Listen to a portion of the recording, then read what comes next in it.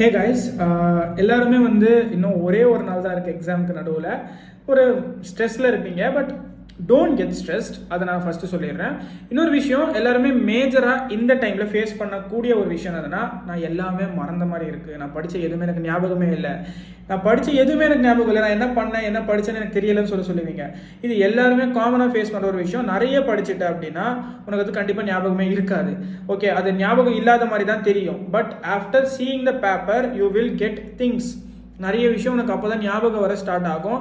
So நான் என்ன சொல்லுவேன்னா, ஜஸ்ட் ரிலாக்ஸ் ஃபார் அ டே. திருப்பி உட்காந்து நாளைக்கோ டெஸ்ட் எழுதி அதில் மார்க் கம்மியாயிடுச்சுன்னா டிமோட்டிவேட் ஆகிட்டு அந்த மாதிரி யாருமே பண்ணாத. நாளைக்கு யாரும் டெஸ்ட் எழுதாத.